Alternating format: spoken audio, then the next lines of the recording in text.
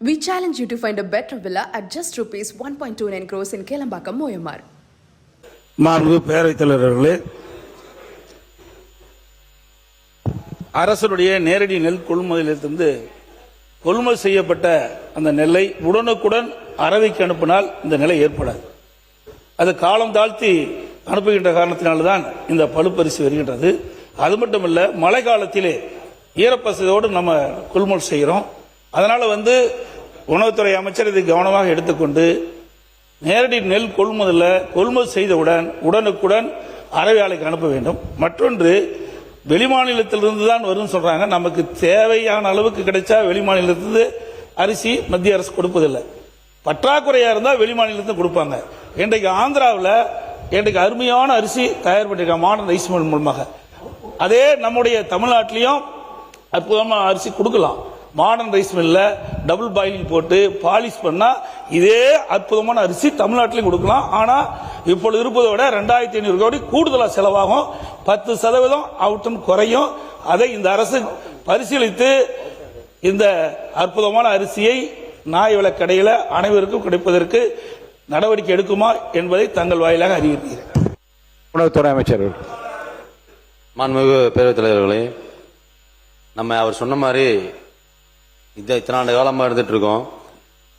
நிறைய படம் நான் கிட்டத்தட்ட ஒரு 11 மாவட்டங்களுக்கு எல்லா பக்கம் பார்த்துட்டு வந்தேன். நிறைய மக்கள் சந்திச்சிருக்கேன். அவங்களாம் சொல்லும் போது நீங்கள் அரிசி கொடுக்குற அரிசியை இட்லிக்கும் தோசைக்கும் அதிகமாக பயன்படுத்துகிறோம், உணவு பயன்படுத்த முடியல அப்படின்னாங்க. அதை நாங்கள் என்ன சொல்லிக் கொடுத்தோன்னா, பேசும்போதெல்லாம் இதுவரைக்கும் இருந்த காலங்கள்லாம் ஒரு மாதிரி இருந்திருக்கும். உங்களை உணவோட தரங்கள், அதாவது அரிசியோட தரம் நிறைய டிஃபரன்ஸ் இருக்கும். இந்த ஆட்சி காலங்களில் முதலமைச்சர் சொல்லும்போது இந்த ரேஷன் கடைகளை கொடுக்குற அரிசி அந்த காலத்தில் எம்ஜிஆர் சொன்னது போல தரமான அரிசியை உணவுக்கு பயன்படும் அரிசியாக கொடுக்கணும். அது மோட்டார் ரகம் வேணுமா இல்லை கிரேட் ஏ வேணுமாங்கிறது கண்டறிந்து பண்ணுங்கன்னு உடனே ஆய்வு செய்து இது மாதிரி இப்போ சொன்ன மாதிரி கிரேட் ஏல அதிகமாக விவசாயிகள் அதிகமாக அதான் நல்லா இருக்கிறாங்க. அதனால் அதை அதிகப்படுத்துகிறோம். ஆந்திராவில் முன்னாள் சொல்லியிருந்தாரு, ஆந்திராவில் பயிரிடப்பட்ட அரிசி இது மிக சின்ன ரகம் தான். ஆந்திரா, கர்நாடகாலாம் அதை தான் இந்த மத்திய அரசு கூட்டத்து மூலமாக கொண்டு வராங்க. அந்த அரிசி தான் இப்போ நம்ம கிரேட் ஏன்னு கொண்டு வரோம். அதை தான் அதிகப்படியான நம்ம மக்கள் பயன்பாடு விரும்புகிறாங்க. அந்த தரமான அரிசியும் மக்கள் உணவுக்கு பயன்படுத்தும் முறையில் இட்லி தோசைக்கு மட்டும் இல்லாமல் அன்றாட உணவுக்கு சாப்பாடு பயன்படுத்தும் வகையில் பயன்படுத்துக்காக பண்ணுறோம்.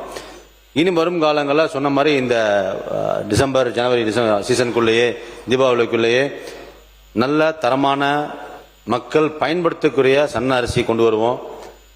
எங்கே நம்மகிட்ட இப்போ நம்மகிட்ட 64 லட்சம் கிட்டத்தட்ட 64 மெட்ரிக் டன்னுக்கு நம்மகிட்ட நெல் இருக்கு. அதை அரிசியாக மாற்றி வருங்காலங்களில் கண்டிப்பாக பயன்படுத்துவோம். இந்த நம்மளோட அரிசி அதிகமாக இருக்கிறதுனால வருங்காலங்களில் தேவைப்பட்டால் மட்டும்தான் சென்ட்ரல் தொகுப்புலேருந்து வாங்குவோம். அது நான் பரிசீலனை உள்ளது, பரிசீலனை பேசிகிட்டு இருக்கோம்.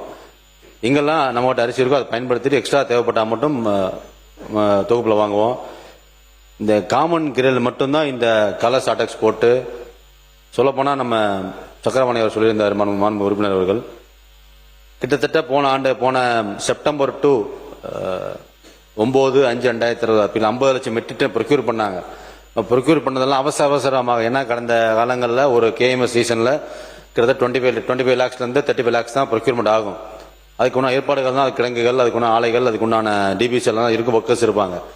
கடந்த இந்த இப்போ இருக்கிற கேஎம்எஸ் 2024-25-26 கிட்டத்தட்ட 50 லட்சம் மெட்ரிக் டன் அவங்க சீசன்லாம் வாங்கியிருக்காங்க.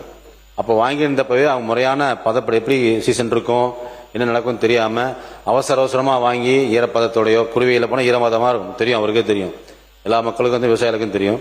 குருவி சீசனில் ஈரப்பதம் உள்ள நெல்லை வாங்கி அடுக்கி வச்சா அந்த ஈரப்பதம் உள்ள நெல் எடை குறையும் மட்டுமல்ல அது பழுப்பரிசியாக மாறும். அது பயன்பாடு கொண்டு வர முடியாது. கிட்டத்தட்ட 7 லட்சம் மெட்ரிக் டன் இருக்கிற நெல்கள் அந்த சீசனில் குருவியில் பண்ணது இன்றும் குடோன் நல்லா இருக்குது. அதுதான் இந்த கருப்பு நிறமாக வர்றது.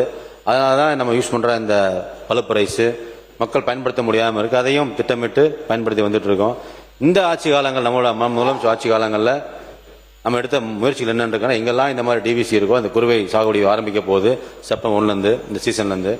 இந்த சீசனில் எங்கெல்லாம் இந்த மாதிரி குருவை தொகுப்பு ஈரமாக வந்திருந்தா கூட அந்த விவசாயம் ப்ரொக்யூர் பண்ணி அங்கேயே வேளாண்மை துறை மூலமாக இல்லை மற்ற கூட்டுறவுத்துறை மூலமாக ட்ரையர்ஸை போட்டு அங்கேயே உலர்த்தி 17% ஈரப்பதத்தில் மட்டுமே மூட்டையாக பேக் பண்ணி வச்சிருந்தா மட்டும்தான் அந்த அரிசி 6 மாதம் அல்ல, 1 வருடம் அல்ல, 2 வருடம் அல்ல, எவ்வளோ லாங் வச்சிருந்து ப்ராசஸ் பண்ணாலும் அது அந்த தன்மையும் குவாலிட்டியும் கொடுக்குங்கிறதுல முன்னுரிமை கொடுத்து இனி வருங்காலங்களில் எந்த நெல்லும் கருப்பு நெல்லாக வராது, எந்த அரிசியும் பயன்பாட்டுக்கு இல்லாமல் உதவாத ஒரு இதோட நல்ல அரிசியாக வர வேண்டும் என்பதில் முனைப்பாக செயல்பட்டு கொள்கிறோம் என்பதை தெரிவித்துக் கொள்கிறேன்.